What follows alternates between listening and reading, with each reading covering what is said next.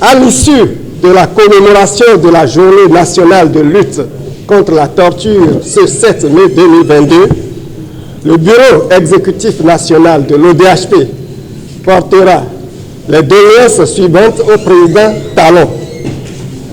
Nous insistons pour dire qu'il urge que le président Talon prenne les lois immédiates suivantes. 1.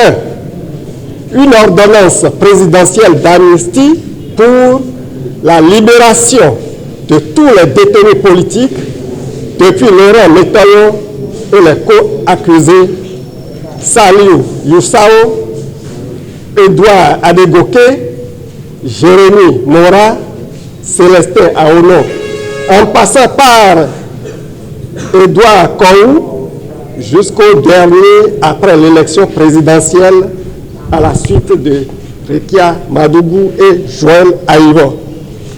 Le retour des exilés politiques, l'abrogation des lois scélérates depuis 2016 sous le pouvoir de la rupture pour que cesse l'impunité des crimes politiques dans notre pays, la cessation des agressions contre les régions sous état de siège depuis le PRPB, les dossiers existent, jusqu'à celle de Kilibo, Banté, Savé, Tchaourou, Parakou, etc., 2019, 2020, 2021, et leur indemnisation.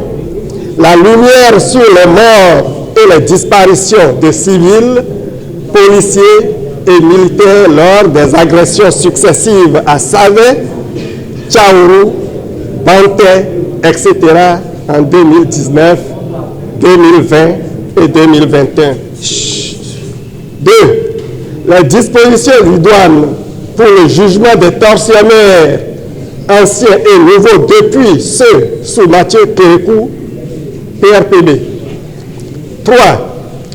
L'activation de la commission d'indemnisation avec un calendrier pour l'indemnisation équitable des victimes de la répression et l'immortalisation des victimes décédées pour lesquelles des propositions sont disponibles. 4.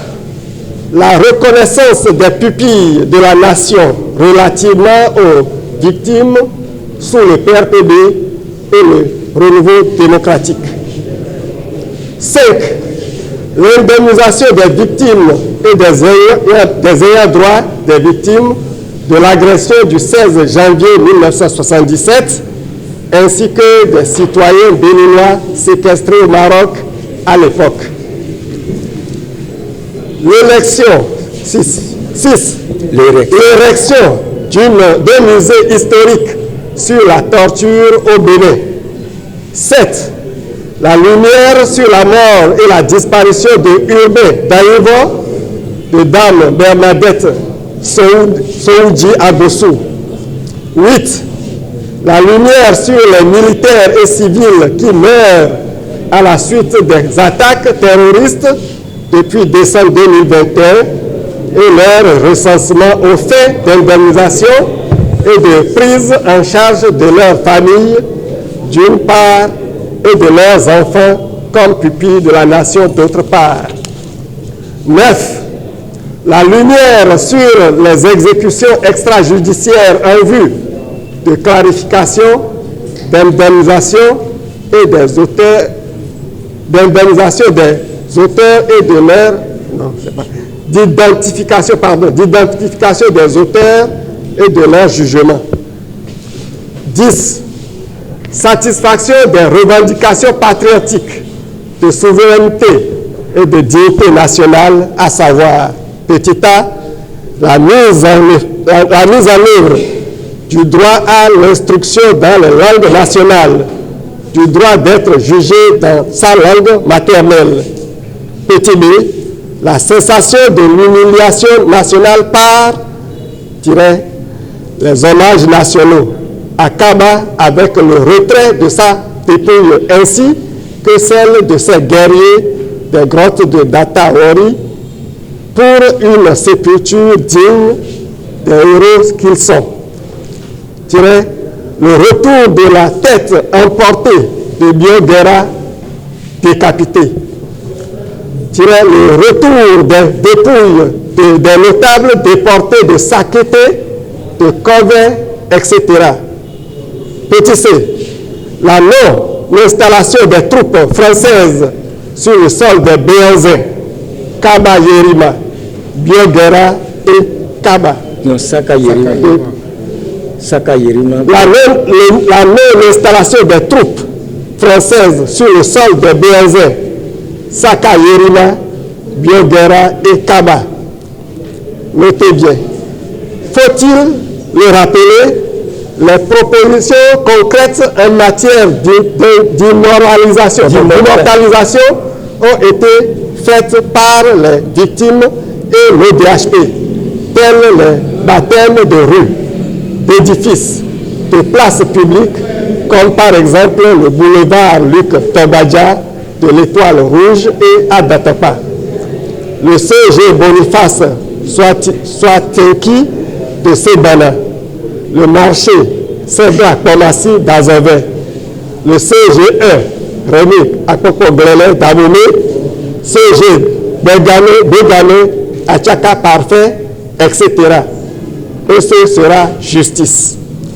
Si le président Talon n'accède pas à ces exigences incontournables et persiste dans la tyrannie par les agressions contre les populations, comme il en est à Bonté, Tchaourou, Savé, Parakou ou ailleurs, avec des femmes et des enfants arrosés de balles meurtrières telles Dame Philomène Abalo et le garçon de 15 ans, Lassizi Nassif, élève en seconde à Parakou, tout ceci à la suite des drames de 2019 avec Dame Amoussou Prudence et le jeune artisan Candisouno Dayan. Ces nuits ne peuvent être que hantées de cauchemars jusqu'à ce que le peuple qui sait s'insurger pour vaincre en décide autrement. En effet, ainsi que vous l'avez su par l'appel et les bâches confessionnelles pour la journée d'aujourd'hui, nous célébrons ce 7 mai sous le thème droits de l'homme et droits des peuples. La célébration d'aujourd'hui constitue le prélude à des activités que nous aurons à mener les jours à suivre et portant appui sur ce thème. De façon précise, nous allons ouvrir une campagne pour les libertés qui va constituer en une semaine de liberté du 16 au 23 mai 2022. Nous aurons tout au long de cette semaine à nous approprier le thème droits de l'homme et droits des peuples afin de nous aguerrir sur le terrain de la défense et de la protection des droits de l'homme et des peuples aux côtés des populations qui subissent de multiples tracasseries et brimades, tant au niveau des pouvoirs locaux que du pouvoir central. Cette campagne sera l'occasion pour nos militants et sympathisants d'approfondir leurs connaissances sur les divers aspects des droits de l'homme, mais aussi des droits des peuples, en ces temps où notre peuple subit comme un nouvel assaut des puissances impérialistes, surtout de l'ancien colonisateur français et de ses agents locaux, pour nous imposer une nouvelle domination accentuée d'une humiliation indescriptible, avec l'imposition de la vaccination anti-Covid, où tout est dicté et copié de Paris, l'installation des troupes militaires de Balkans, chassées du Mali, etc. Il apparaît comme si nous autres et les populations sommes des moins que rien, sur qui on peut tirer comme des lapins, qu'on peut affamer, qu'on peut écraser avec des salaires injurieux, pendant que là-haut, on ne se prive pas de puiser grassement dans les caisses de l'État pour s'octroyer des salaires mirobolants qui font le quintuple et même les centaines des salaires des ouvriers et des travailleurs. Non, il y a trop d'arbitraire, trop de sang, trop de torture sous la rupture. C'est pourquoi cette campagne sera couplée avec les exigences expresses. Nous sommes ici pour commémorer le 7 mai, journée nationale de lutte contre la torture, qui a été décrétée depuis 1993 après des combats faits par des anciens détenus politiques soutenus par tous les démocrates du Bénin et du monde entier, a demandé à imposer au gouvernement non seulement de décréter une journée nationale qui doit même être fériée de lutte contre la torture, mais de, comment on appelle, de dédommager tous ceux qui ont subi cette torture. Aujourd'hui, on parle de démocratie. C'est vrai qu'il n'y a plus de démocratie. Mais au temps du parti État, du général Mathieu Kérékou, on a connu une première autocratie qui a fait torturer des gens.